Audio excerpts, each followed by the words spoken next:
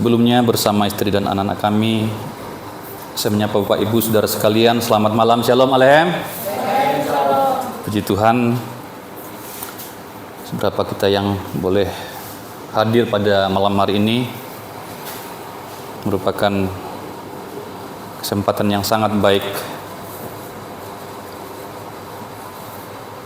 kesempatan yang indah bagi kita dan keputusan yang sangat bijaksana jika kita masih bersedia atau menyediakan waktu, menyediakan hati dan pikiran kita untuk datang bersama-sama beribadah, mendengarkan firman Tuhan, dan sebentar kita akan merendahkan diri, merendahkan hati kita untuk menyembah kepada Tuhan. Kita menyadari bahwa hidup kita sangat terbatas. Kita menyadari bahwa pengetahuan kita sangat terbatas dan kita akan mencapai titik-titik nadir atau di mana kita tidak bisa mampu menghadapi hidup ini. Tetapi ketika kita berserah kepada Tuhan, ketika kita menanti-nantikan Tuhan, firman Tuhan katakan Tuhan yang membaharui kekuatan kita. Amin Bapak Ibu. Amin. Ya, mungkin kita lelah pulang dari pekerjaan, pulang dari pelayanan, pulang dari kuliah dan sekolah. Tetapi kita percaya firman Tuhan. Ketika kita datang menanti-nantikan Tuhan, datang ke hadirat Tuhan, ada kekuatan baru, ada sukacita, ada damai sejahtera. Mari kita lanjutkan studi kita pada malam hari ini. Kita sudah masuk di Roma pasal 3. Sekarang kita akan belajar dari ayat 9 sampai ayat yang ke-20. Roma pasal 3 ayat 9 sampai ayat 20, di mana saya ambil tema dari nas ini, under sin, atau di bawah dosa, di bawah kuasa dosa. Kita akan melihat nanti bagaimana sesungguhnya manusia ketika manusia itu ada di bawah kuasa dosa. Mari kita baca secara responsoria. Saya akan membaca ayat yang ganjil, Bapak Ibu membaca ayat yang genap, ayat 9 sampai 20, Roma pasal 3. Jadi bagaimana? Adakah kita mempunyai kelebihan daripada orang lain? Sama sekali tidak. Sebab di atas telah kita tuduh, baik orang Yahudi maupun orang Yunani, bahwa mereka semua ada di bawah kuasa dosa. 10. Seperti ada tertulis, tidak ada yang benar seorang pun.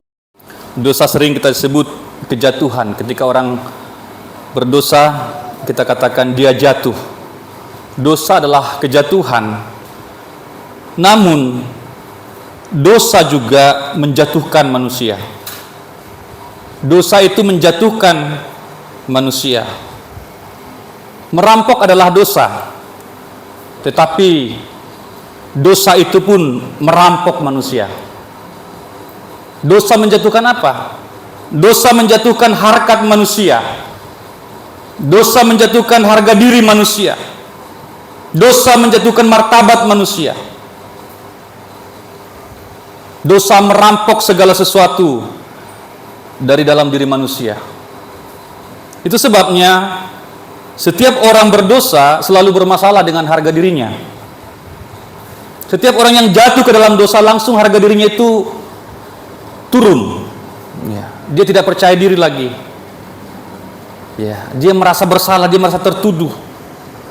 Tidak ada lagi sahaja dalam dirinya, tidak ada lagi wibawa dalam mukanya, tidak bercahaya lagi mukanya. Ketika ia jatuh ke dalam dosa, itu langsung kelihatan dari raut wajahnya. Itu langsung kelihatan dari sikapnya. Menjatuhkan harga dirinya, menjatuhkan harkatnya. itu dosa. Dikatakan di dalam ayat 9, coba Desi untuk mengawali. Demikian firman Tuhan. Jadi bagaimana? Adakah kita mempunyai kelebihan daripada orang lain? Sama sekali tidak. Iya. Terus?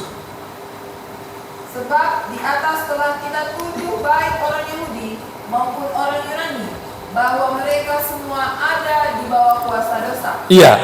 Kita melihat di sini dikatakan bahwa semua manusia ada di bawah kuasa dosa. Semua manusia ada di bawah kuasa dosa. Mereka semua ada di bawah kuasa dosa. Di dalam Alkitab manusia sering dikategorikan menjadi dua golongan, yaitu orang Yahudi, ya. Pertama orang Yahudi, kita sudah belajar waktu-waktu yang lampau bahwa orang Yahudi ini adalah bangsa kepunyaan Allah. Orang Yahudi adalah bangsa yang bersunat. Orang Yahudi adalah bangsa yang memiliki hukum Allah, yang memiliki hukum Taurat. Bangsa Yahudi adalah umat yang beragama. Bangsa Yahudi dikatakan jatuh ke dalam dosa, ya, berada di bawah kuasa dosa. Baik orang Yahudi. Yang kedua, orang Yunani. Ini kelompok kedua atau kategori yang kedua atau golongan yang kedua adalah orang Yunani, ya. Orang Yunani sering disebut dalam Alkitab sebagai bangsa yang bukan Yahudi, non-Yahudi, non-Israel. Disebut sebagai bangsa kafir, bangsa yang tidak bersunat. Bangsa Yunani disebut sebagai bangsa yang tidak mengenal Allah, bangsa yang tidak memiliki firman Allah. Orang Yunani juga jatuh ke dalam kuasa dosa. Semua manusia, semua mereka atau mereka semua ada di bawah kuasa dosa. Apa artinya Bapak Ibu di bawah kuasa dosa? Apa artinya di bawah kuasa dosa? Tuhan adalah yang berhak atas sesuatu. Tuhan adalah yang memerintah. Tuhan adalah yang kepadanya seseorang harus tunduk. Tuhan adalah yang memiliki otoritas. Di bawah kuasa dosa artinya dosa menjadi bos, ya, menjadi tuan. Artinya apapun yang diperintahkan oleh dosa, maka manusia itu harus turut. Orang yang berada di bawah kuasa dosa, maka apapun yang diperintahkan oleh dosa, ia harus turut. Apa saja yang dikehendaki oleh dosa, ia harus tunduk. Di bawah kuasa dosa artinya ia berada di bawah pemerintahan dosa. Di bawah kuasa dosa artinya di bawah hukum dosa. Di bawah kuasa dosa artinya di bawah otoritas dosa. Dia tidak memiliki kehendak bebas. Orang yang di bawah kuasa dosa tidak lagi memiliki kehendak bebas untuk melakukan yang bertentangan dengan keinginan dosa. Seluruh perbuatannya, seluruh pemikirannya, seluruh perkataannya itu semua menjurus kepada dosa. Dia tidak bisa lagi memilih untuk mengatakan yang benar, untuk mengatakan yang suci, untuk melakukan yang suci. Semua kecenderungannya berdosa, ya.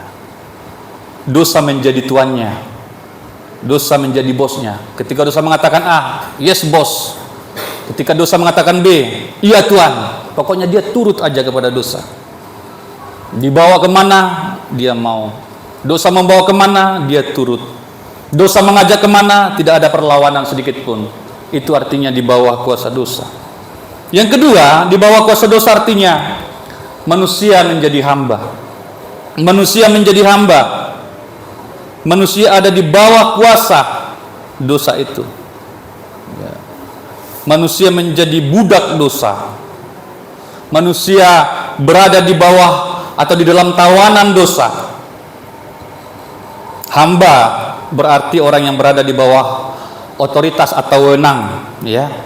Jadi ketika seorang manusia menjadi hamba dosa, berarti dia berada di bawah wewenang dosa, di bawah pimpinan dosa. Dan ketika seseorang menjadi hamba dosa, maka dosa itu adalah tuan yang kejam, dan hamba itu akan diperlakukan dengan bengis dan kejam. Sekali manusia berada di bawah kuasa dosa, maka tidak akan pernah dosa itu memaksudkan yang baik, memaksudkan kebaikan bagi setiap orang yang ada di bawah kuasa dosa. Tidak pernah dosa itu membawa manusia ke dalam hal-hal yang baik. Semua akan dikuasai. Tidak pernah dosa atau keinginan dosa memaksudkan sesuatu yang baik atau memikirkan sesuatu yang baik. Terlalu hal-hal yang merusak. Maka yang terakhir, arti di bawah kuasa dosa adalah kerusakan total. Artinya, ketika dosa sudah menjadi tuan, maka dosa itu tidak akan melepaskan manusia itu sampai manusia itu rusak serusak-rusaknya. Ya, sampai manusia itu rusak serusak-rusaknya. Mungkin kalau ban masih bocor masih bisa ditambal. Kalau ada dinding retak masih bisa kita poles. Ya, kita masih bisa perbaiki. Tetapi ingat Bapak Ibu, ingat saudara, ketika dosa itu sudah berkuasa, maka dosa itu akan merusak sampai serusak-rusaknya. Dalam istilah teologi dikatakan total depravity, kerusakan total. Manusia akan rusak total. Dosa akan mengobrak-abrik manusia itu. Dosa akan mencabik-cabik manusia itu. Dosa akan menelanjangi manusia itu. Manusia itu akan kehilangan segala sesuatu. Oleh karena ia sudah berada di bawah kuasa dosa. Dosa adalah penguasa yang kejam. Oleh karenanya jangan pernah bermain-main dengan dosa. Oh, dikit aja kok dosanya. Oh, dikit aja kok kejahatannya. Oh, dikit aja kok bohongnya. Oh, dikit aja kok komprominya. Jangan pernah mencoba-coba bermain-main dengan dosa. Karena dosa itu akan membawa manusia kepada kerusakan total. Ya.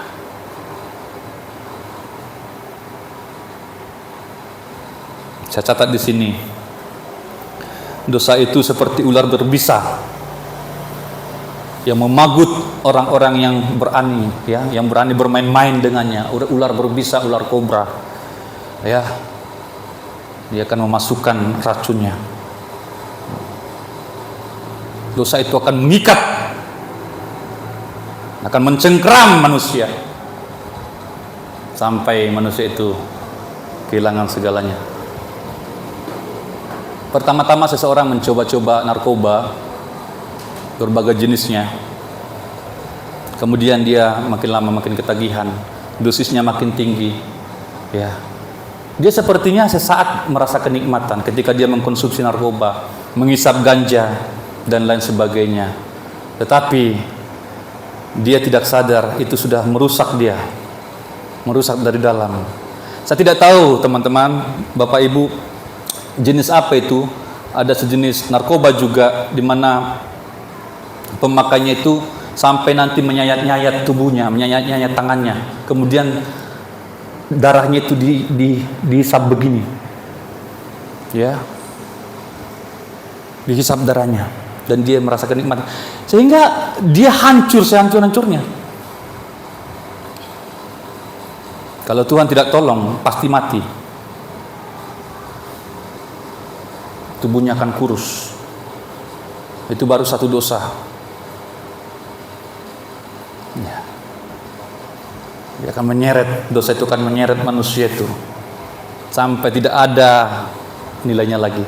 Nanti akan kita lihat Bapak Ibu, apa saja ya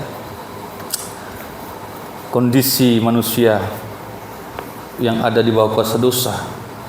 Ya. Di bawah kuasa dosa berarti di bawah kesalahan, ya. Di bawah kuasa dosa berarti di bawah sebuah putusan hakim yang sudah inkrah. Putusan hakim yang sudah berkekuatan hukum tetap, tidak bisa diganggu gugat lagi. Artinya ketika manusia telah ada di bawah kuasa dosa, ya, hidup itu hanya bisa dijalani, tidak ada pertolongan lagi. Dosa sudah mengikat dia, dosa sudah membelenggu dia, dan dosa itu menjadi suatu beban bagi dia. Kita akan belajar bagaimana kondisi manusia yang berada di bawah kuasa dosa.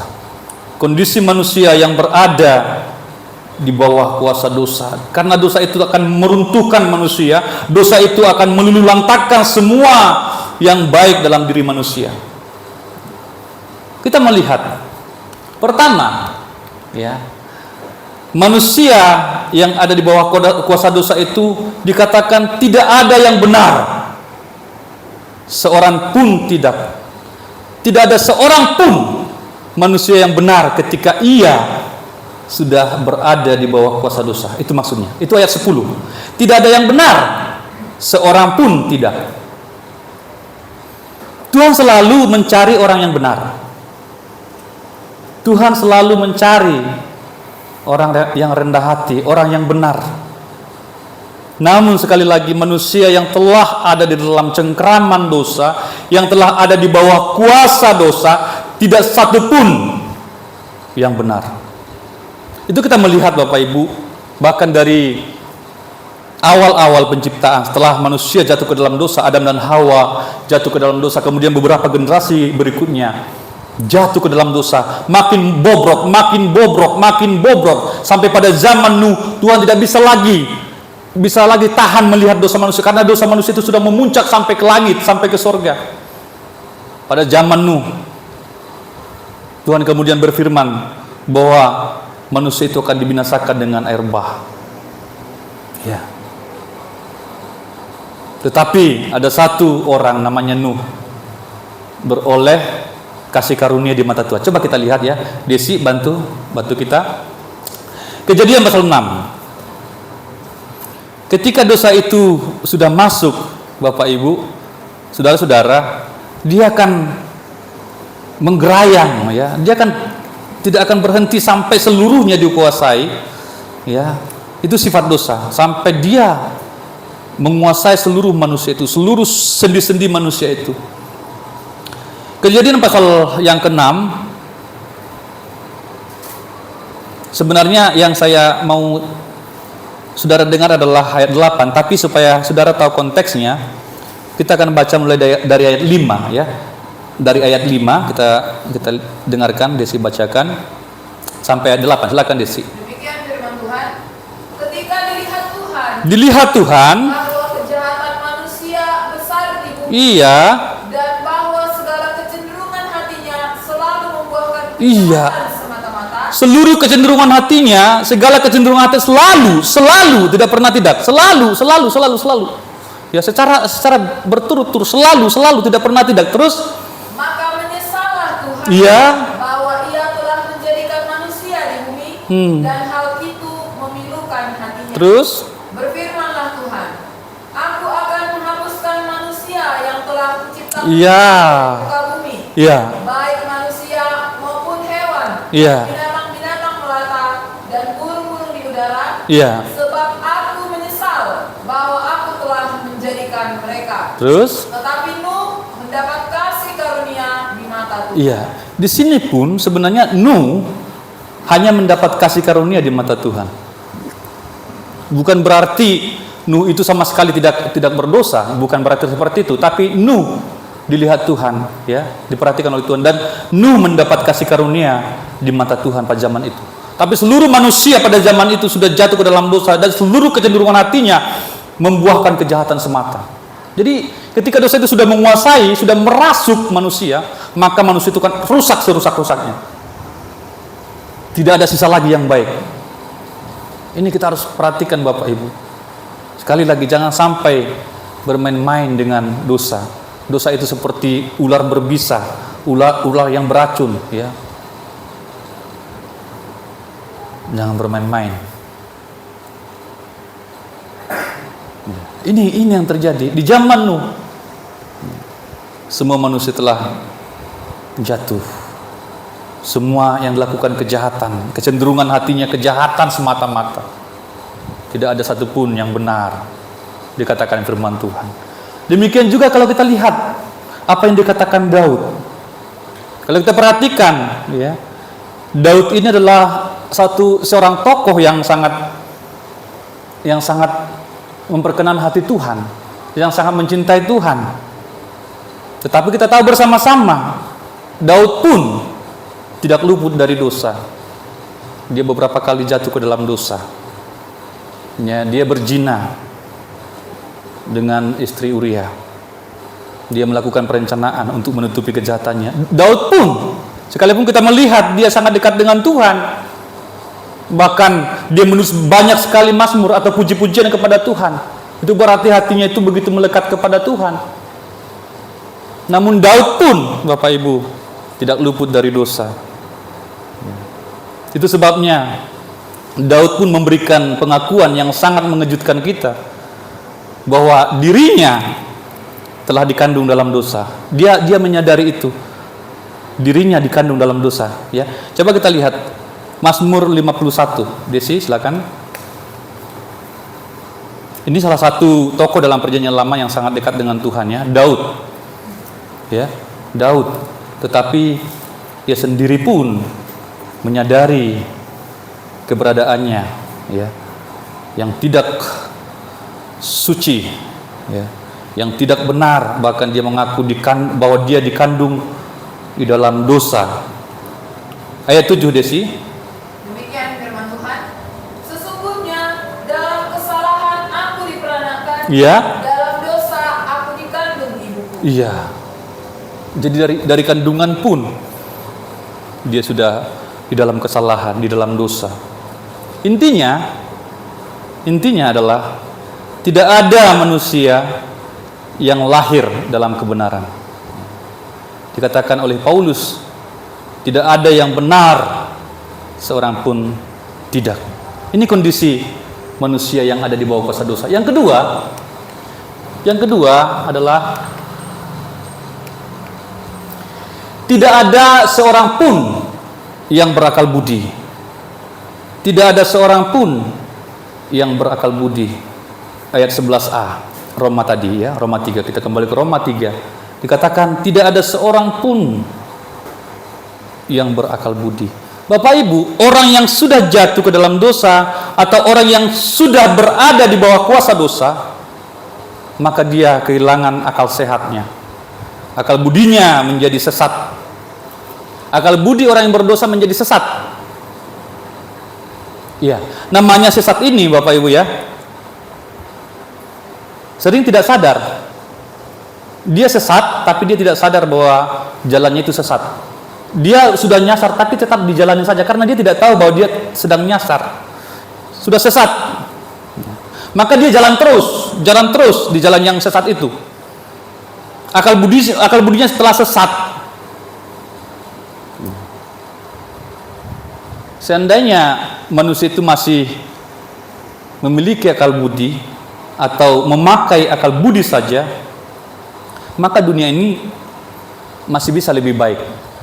Seandainya, ya, saya katakan seandainya manusia masih memakai akal budinya yang sehat, maka dunia itu masih bisa lebih baik. Akan tetapi faktanya yang kita perhatikan, bahkan orang-orang yang paling pintar itu yang paling jahat. Jadi orang tidak berakal budi di sini bukan berarti tidak pintar, ya. Tidak pintar dalam arti dia tahu informasi, dia tahu untuk menipu, ya. Dia tahu segala sesuatu. Tetapi pengetahuannya itu dipakai untuk yang jahat.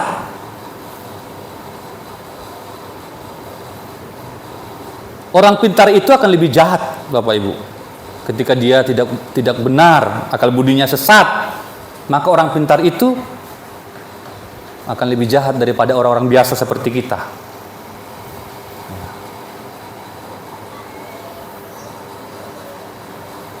Akal budinya tidak ada. Para pendosa itu adalah orang-orang yang tidak berakal budi, dikatakan firman Tuhan. Mereka adalah orang-orang bodoh. orang yang tidak bijak, orang yang tidak memiliki kebijaksanaan, orang yang tidak memiliki kearifan. Ya. Akalnya dipakai sebagai cara untuk akal-akalan aja. Ya. Di dalam Alkitab, orang bodoh itu bukan yang kekurangan informasi, bukan tidak tahu, ya. Bukan tidak tahu kebenaran, tetapi orang bodoh di dalam Alkitab adalah orang yang tahu kebenaran tetapi tidak hidup benar. Ini yang harus kita mengerti, ya. Mungkin dia tahu tetapi tidak hidup sesuai dengan pengetahuannya itu. Semua pengetahuan yang dia miliki adalah untuk mengakal-akali, untuk menipu, untuk melakukan kejahatan. Kalau kita lihat zaman-zaman sekarang ini, manusia begitu canggih dalam kejahatan, begitu licik, sampai tiba pada sebuah keadaan di mana dia menipu, tetapi orang yang ditipunya itu bersyukur kepada dia. Ini sudah tingkat dewa ini, akalnya itu ya, kepintarannya ya. Misalkan saya menipu Pak Utagaul, ya. Kemudian Pak Utagaul berterima kasih kepada saya. Berarti saya sudah tingkat dewa itu. Berarti Pak Utagaul tidak tahu bahwa saya menipu beliau. Sampai seperti itu sekarang, Bapak Ibu. Kecanggihan manusia.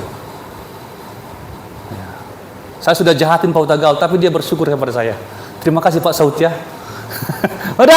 sudah saya tipu dia. Itulah sekarang yang terjadi.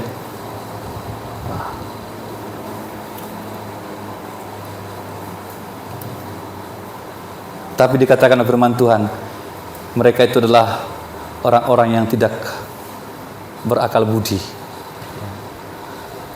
Sebenarnya berakal budi di sini lebih pada akhlak, Bapak Ibu ya. Tidak berakhlak.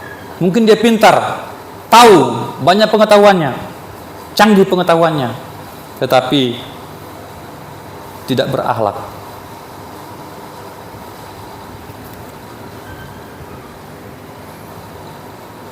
Kemarin kami bersama Bapak Gembala, kami menjumpai satu orang hamba Tuhan di Bengkong, dan hamba Tuhan ini menunjukkan kepada kami sebuah video betapa kejahatan luar biasa.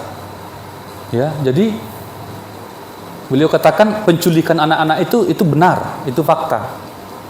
Dan memang anak-anak itu lebih mahal ya, organ-organ tubuhnya lebih mahal. Jadi penjahat-penjahat ini belajar tentang ilmu operasi. Mereka tidak belajar di sekolah, tidak belajar ilmu kedokteran, tapi mereka tahu cara membius tubuh manusia. Bagaimana obatnya pun, bagaimana cara mendapatkan obatnya pun saya tidak tahu, tapi mereka dapatkan itu sehingga mereka bisa membius anak-anak itu dan mengambil organ tubuhnya. Itu ditunjukkan, ada videonya. Saya pun gemetaran melihatnya ya. Masih hidup. Jadi kalau kita operasi bisa setengah badan ya. Contohnya mau diambil dari sini ke sini, jadi dibius dari setengah badan ke bawah. Ya. Kemudian diambil organ-organnya, jantungnya, ginjalnya dan sebagainya. Seperti daging saja ya, seperti berdua. Ya, mereka punya ilmu untuk membuat seperti itu. Tapi itu kejahatan yang luar biasa. Ada digantung di seperti sangkutan seperti jemuran ya dari kayu. Kemudian kepalanya digantung di situ. Kepala anak-anak itu ada masih di semak-semak. Dan di situ dibayar ya. Ada yang membeli organ-organ tubuh itu. Dibayar di situ. Kemudian ada yang videokan. Berarti mungkin dari antara mereka ya, dari antara penjahat-penjahat ini ada mungkin yang masih punya hati nurani mungkin, sehingga dia tidak tega melihat itu. Kemudian mungkin disebar sehingga video itu dapat kita peroleh. Nah, ini kejahatan sekarang. Menakutkan sekali. Ya. Mereka tahu ilmu-ilmu itu. Tapi untuk apa? Untuk kejahatan. Ilmu-ilmu seperti itu kan dipakai oleh dokter untuk membantu manusia supaya bisa mengoperasi manusia sehingga tidak mendapatkan kesakitan. Ini mereka gunakan ilmu itu untuk mengambil organ-organ tubuh, dan organ tubuh itu dijual. Wah.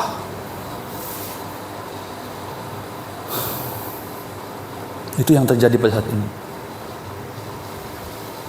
Mereka pintar tapi tidak ada akhlak. Itu yang disebut tidak berakal budi. Tidak berakal budi. Tidak ada lagi nuraninya. Manusia itu sudah dianggap seperti benda biasa saja. Mungkin di antara kita montong binatang aja pun masih ada tidak berani. Motong ayam misalkan, masih ada yang tidak berani. Di antara kita ya, nggak semua berani. Motong anjing contohnya, nggak semua berani. Ini ngobrak-abrik jeroan manusia loh. Dia berani. Berarti nggak ada lagi rasa itu di hatinya.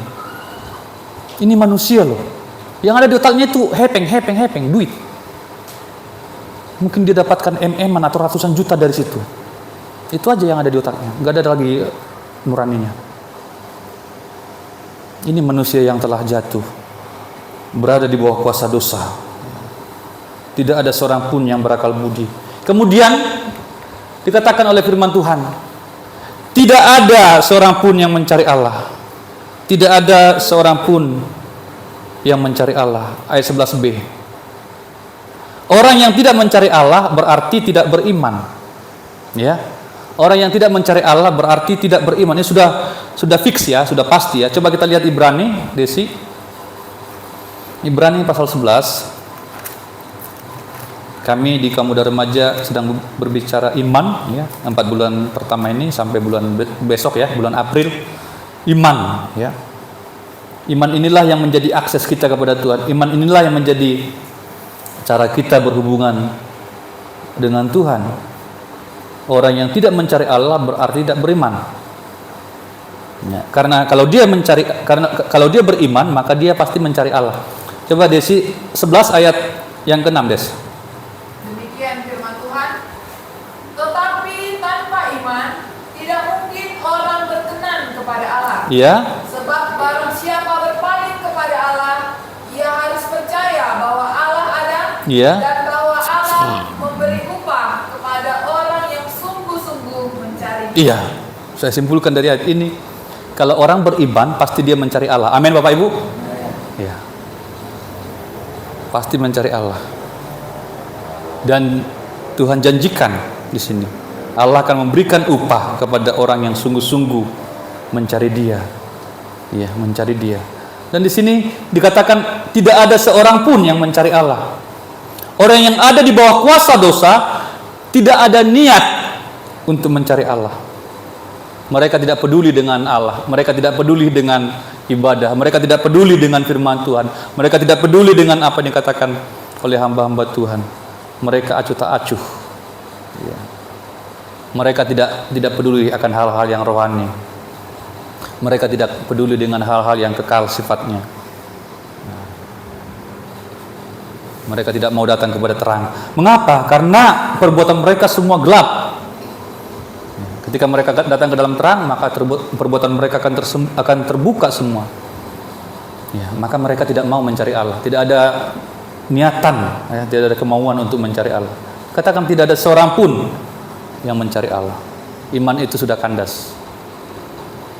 Ya, iman mereka kandas.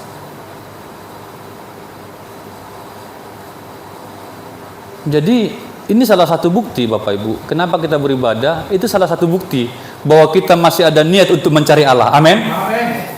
Nggak bisa, kami tidak bisa melihat apa-apa selain ini. Ya. Salah satu indikator yang paling bisa kami lihat adalah saudara mau ibadah, berarti masih ada niat untuk mencari Allah, masih ada niat untuk bertobat, masih ada niat untuk sungguh-sungguh dengan Tuhan.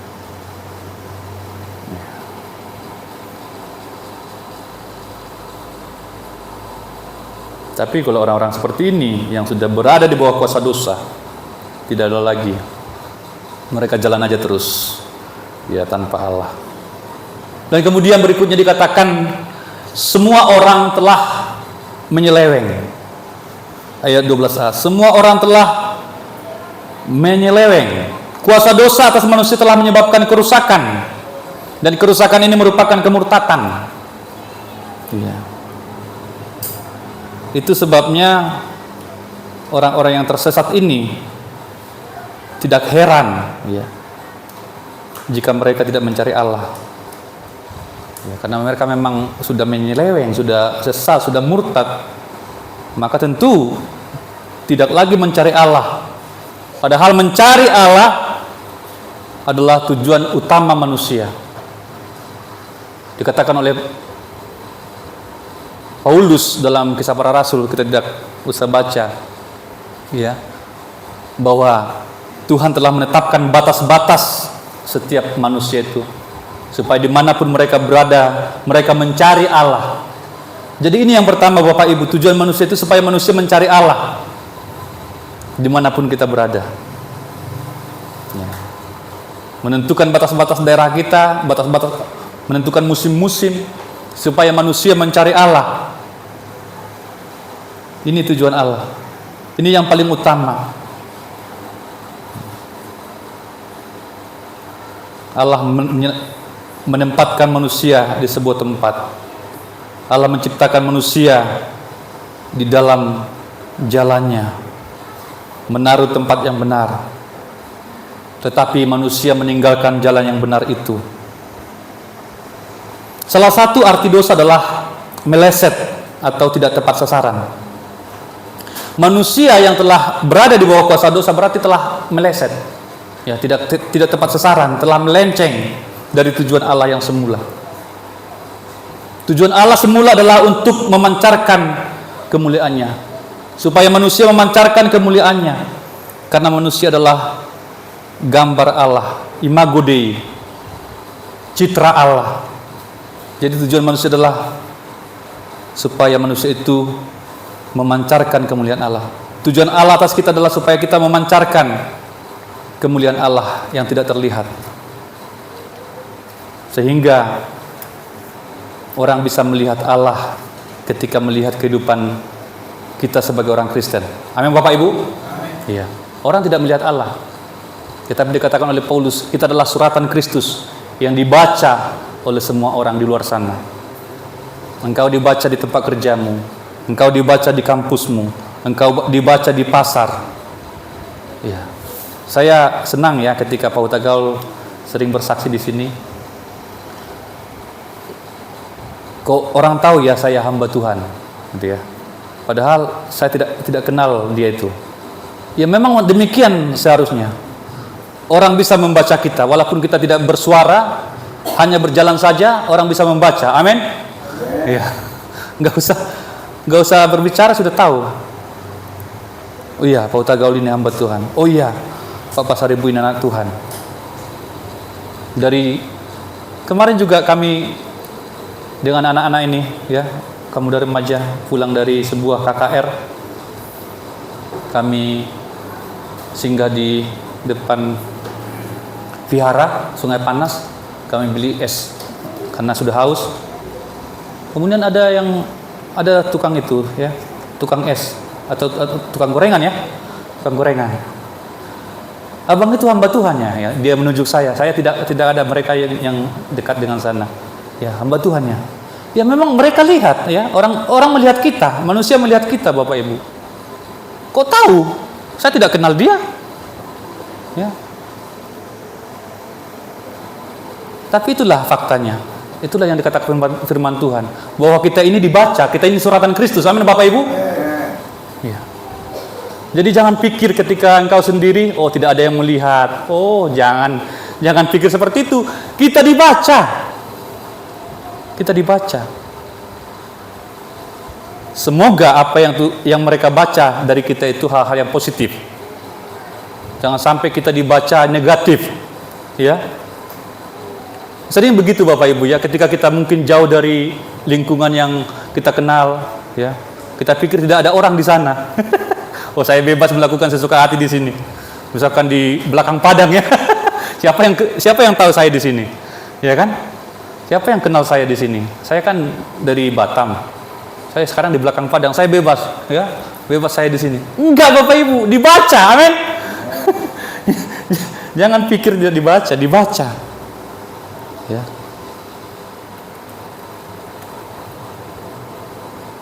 Dimanapun kita harus menunjukkan bahwa kita adalah gambar Allah, amin Bapak Ibu.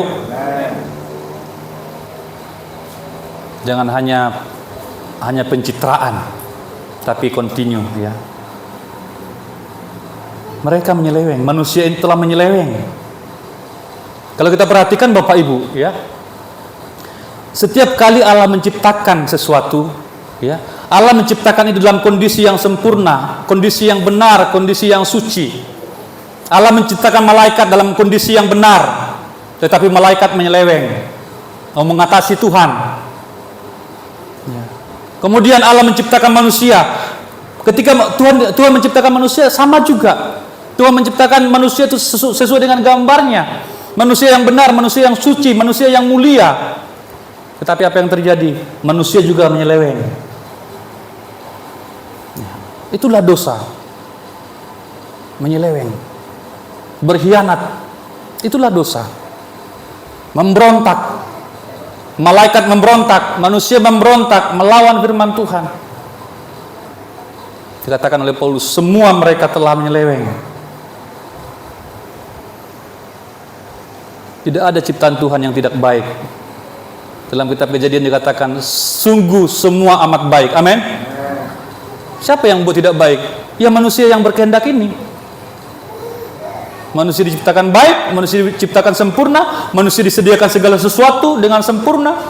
Makanannya, tempat tinggalnya, semua sempurna. Tidak ada sebenarnya alasan bagi manusia yang pertama untuk melanggar, untuk menyeleweng. Tapi faktanya itu yang terjadi. Manusia menyeleweng. Dan sejak itu manusia menyeleweng semakin jauh dari jalan yang benar. Ya. Kemudian masuk lagi. Ini banyak Bapak Ibu, ya. Inilah kondisi manusia di bawah kuasa dosa.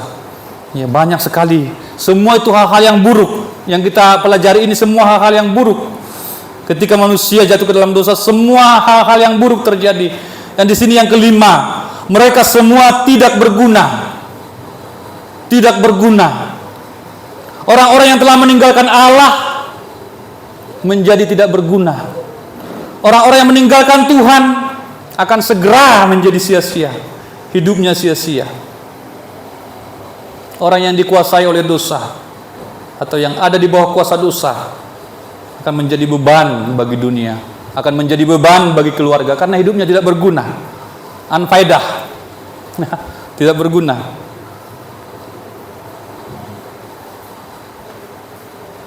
Barang siapa ada di dalam keadaan berdosa, ia menjadi makhluk yang paling tidak berguna di bawah kolong langit. Ya, manusia-manusia macam inilah manusia-manusia yang selalu merepotkan. Ya. Tidak berguna, masih hidup. Masih hidup, tidak berguna. Ya kan? Itu yang merepotkan. Ya. Itu yang berada di bawah kuasa dosa. Tuhan tidak pernah mau hidup kita menjadi sia-sia. Tuhan tidak pernah mau hidup kita tidak berguna. Tuhan mau ya hidup kita menjadi kehidupan yang berguna, yang berbuah-buah. Amin Bapak Ibu. Ya. Tuhan tidak pernah menciptakan manusia tidak berguna. Bahkan bukan hanya manusia, apapun yang Tuhan ciptakan semua berguna. Jangan sampai ada kehidupan yang tidak berguna.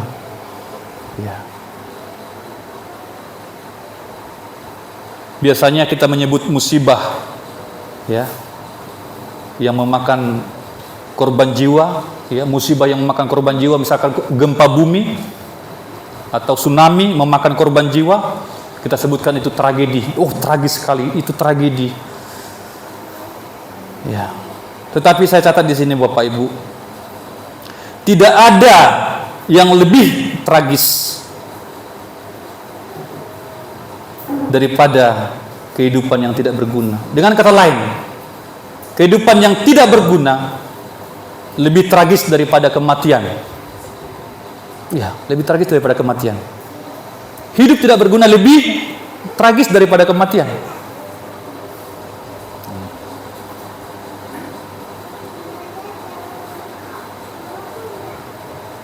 Itu sebabnya dikatakan Paulus, ya, lebih baik aku pergi atau bersama dengan Kristus, tetapi lebih berguna jika aku masih tinggal di dunia, di bumi ini. Ya. Coba kita lihat ini ya. Ini contohnya Paulus ini ya. Dia tidak mau hidupnya tidak berguna. Filipi 1 ayat 21 sampai 24.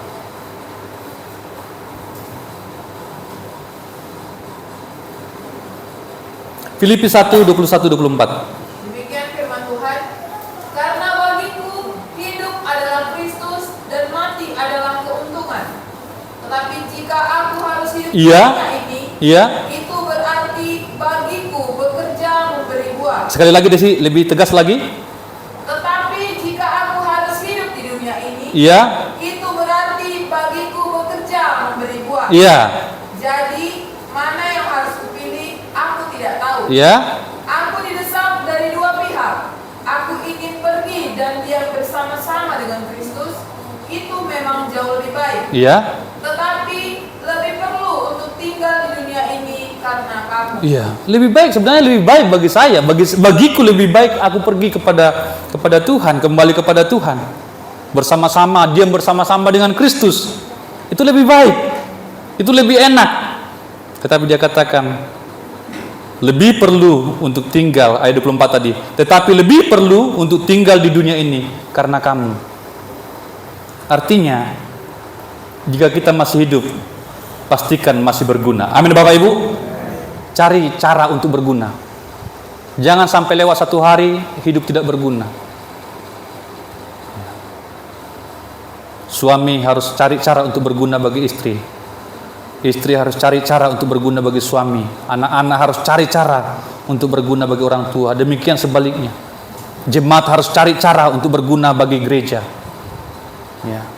Apa yang harus saya lakukan supaya hidup saya ini berfungsi di gereja, supaya hidup saya berkontribusi di gereja ini. Itu yang harus kita cari terus. Cari tahu.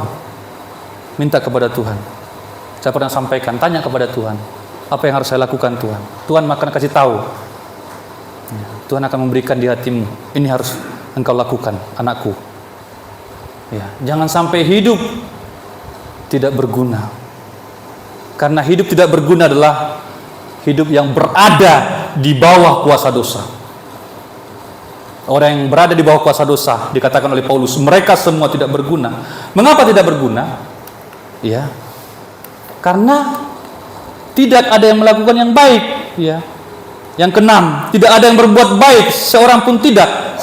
Mengapa tidak berguna? Karena tidak ada yang berbuat baik. Jika orang tidak berbuat yang baik, maka ia tidak berguna.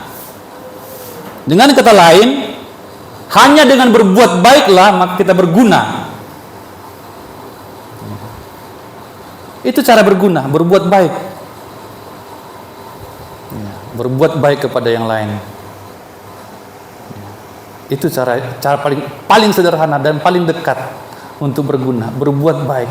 Mengapa tidak berguna? Karena tidak berbuat baik. Tidak ada yang berbuat baik, dikatakan oleh Paulus.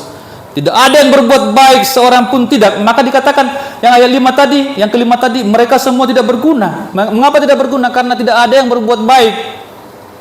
Semua jahat melulu di pikirannya, jahat semua di otaknya. Tidak ada yang baik. Dalam sehari minimal lakukan satu kebaikan. Amin Bapak Ibu. Minimal satu. Entah pijit-pijit istrimu, itu baik ya. Satu kan.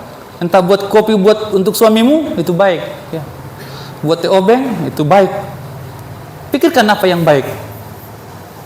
Minimal satu ya. Mengapa? Karena kita harus berbuat baik. Kita diciptakan Allah untuk berbuat baik. Coba Desi bacakan Efesus 2 ayat 10 ya. Cepat-cepat, waktu saya habis ya. Demikian firman Tuhan. Ya. Karena kita ini buatan Allah, diciptakan dalam Kristus Yesus untuk melakukan pekerjaan baik Ya. yang dipersiapkan Allah sebelumnya. Ya. Dia mau supaya kita hidup di dalam. Amin. Ya. Kita diciptakan untuk berbuat baik. Kita tidak sempat lagi Dalam 3 Yohanes pasal 1 ayat 11 dikatakan, barang siapa berbuat baik, ia berasal dari Allah. Tetapi barang siapa berbuat jahat, ia tidak pernah melihat Allah. Ia berasal dari si jahat. Ya. Berbuat baik. Orang berada di bawah kuasa dosa. Ya, ini kondisi manusia di bawah kuasa dosa. Tidak ada yang berbuat baik.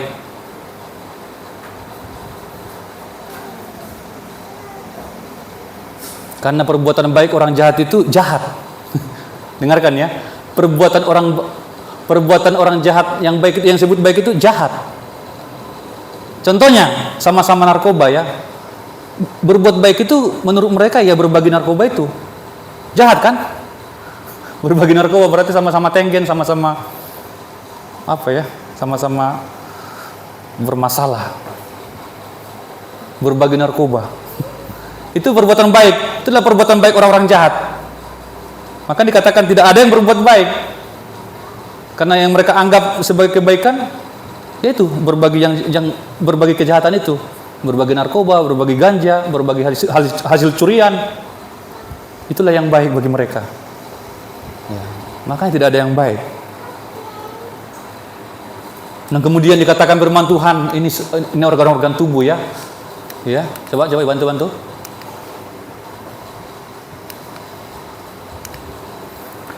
Kerongkongan mereka seperti kubur terenganga. Ini orang-orang berdosa itu ya, orang yang sudah di bawah kuasa dosa. Kerongkongan mereka seperti kubur yang terenganga, 13a. Artinya selalu siap menelan orang lain, menelan orang-orang yang malang, yang tidak bersalah. Ini orang-orang berdosa, selalu cari kesempatan dan selalu mendapatkan kesempatan untuk berbuat jahat, ya, dan selalu berusaha menelan orang-orang yang lemah. Cari mangsa.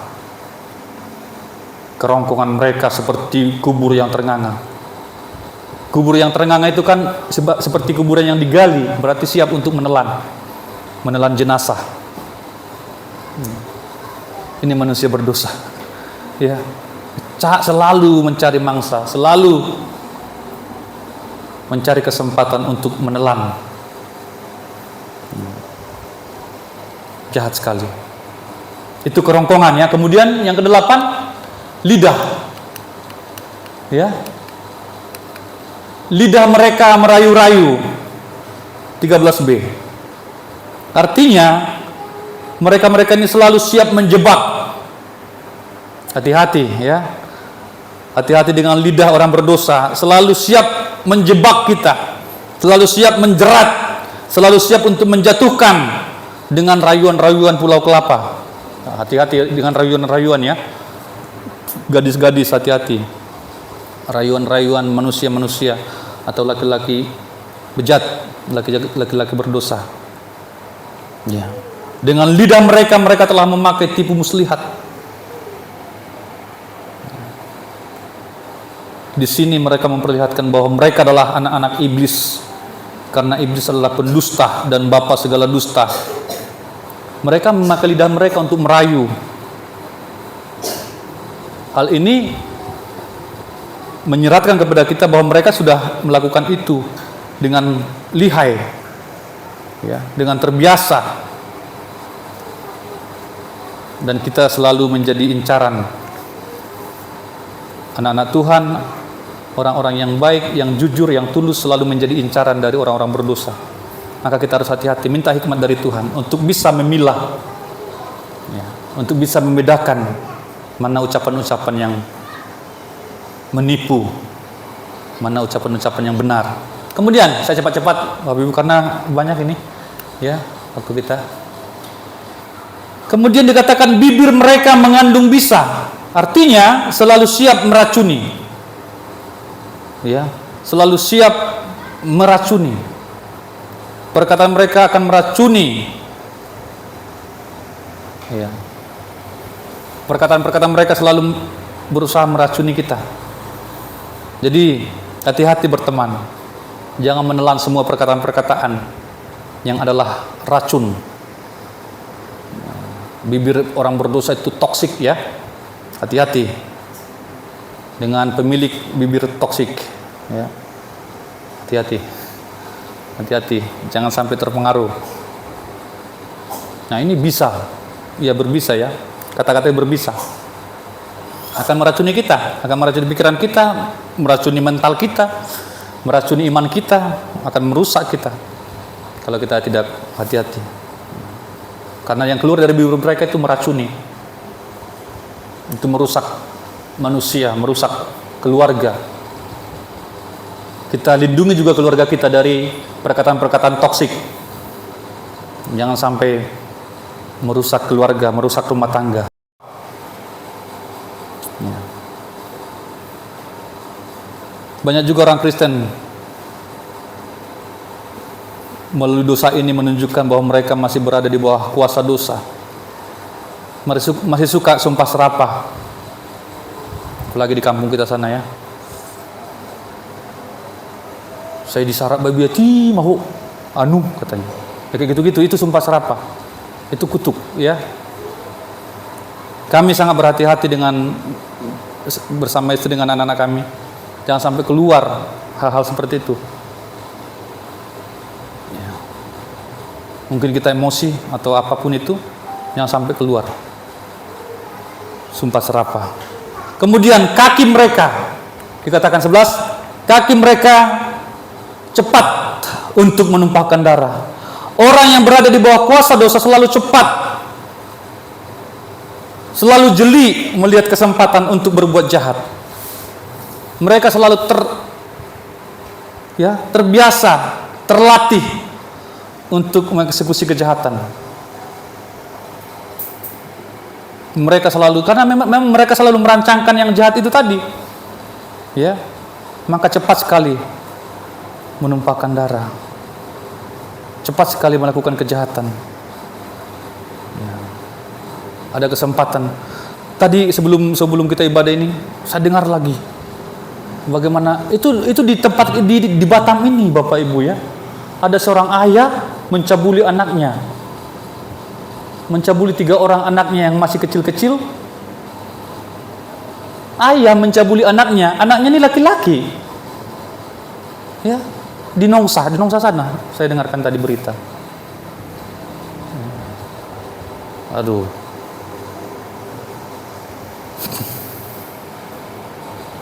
Saya kadang-kadang sesak ya dengarkan berita-berita begitu ya. Kok bisa? Tuh. Anak laki-laki dicabuli oleh ayahnya, 3 orang. Kejahatan sekarang ini Bapak Ibu buat kita pusing ya.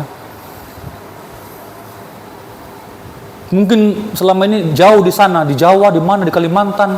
Ini sudah dekat di sini, di Nongsa sini. Baru ditangkap tadi. Mencabuli 3 orang anaknya. Anaknya kesakitan, ngadu sama ibunya. Kamu kenapa nak? Gak bisa berak katanya, karena dicabuli dari duburnya. Kasih tahu lah sama ibunya.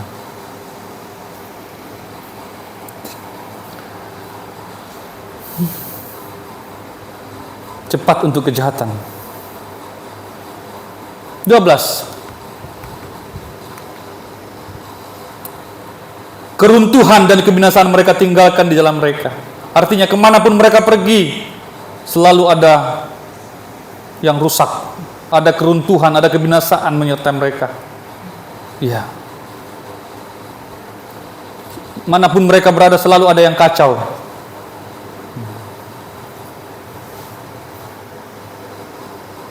Dan ujungnya nanti akan berakhir pada maut. Keruntuhan dan kebinasaan mereka tinggalkan jalan mereka. Semua jejak mereka itu keruntuhan. Pergi ke sana, runtuh di sana. Pergi ke sana, rusak di sana. Pergi ke sana. Waduh, itulah manusia yang ada di bawah dosa. Kemana-mana saja selalu merusak. Selalu membuat hal-hal yang tidak baik. Di setiap jalan mereka.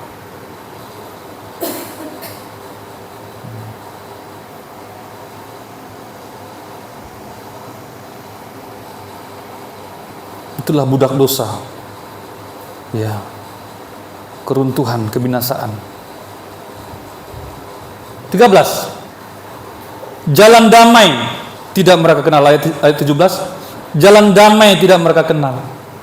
Orang yang ada di bawah kuasa dosa tidak mengenal jalan damai, tidak suka damai. Malahan sering cari gara-gara supaya konflik, sering cari gara-gara supaya ada terjadi keributan, memancing-mancing, memanas-manasin, kompor gas. Ya. Hati-hati ya anak-anak muda ya, jangan suka jadi kompor gas ya. Manas-manasin orang supaya kelahi, ya itu bukan anak Tuhan. Anak Tuhan adalah anak-anak yang cinta damai. Amin. Amin, Bapak Ibu. Amin. Ya. Sudahlah, ngalah aja. Itu kita. Sudahlah. Jangan suka berantem. Ya mundur saja. Kalau orang berdosa, ya jangan harap mau damai. Di mana-mana begitu. Dia yang nyerempet kita, dia yang itu ya, yang ngamuk ya. Dia yang salah, dia yang duluan ini. Nah, duluan naik pitam. Padahal dia yang nabrak contohnya. Yang lebih ngeri lagi, dia yang ngutang, dia yang marah-marah. Ketika kita minta. Pernah jumpa seperti itu? Mana bang pinjamannya yang kemarin bang? Katanya bulan Maret mau dibayar. Malah dia yang ngamuk-ngamuk. Nggak ada damai ya. Akhirnya kita yang mundur ya. Kita yang mundur. Udahlah, biar aja, ambil aja. Terakhir, rasa takut kepada Allah tidak ada pada orang itu.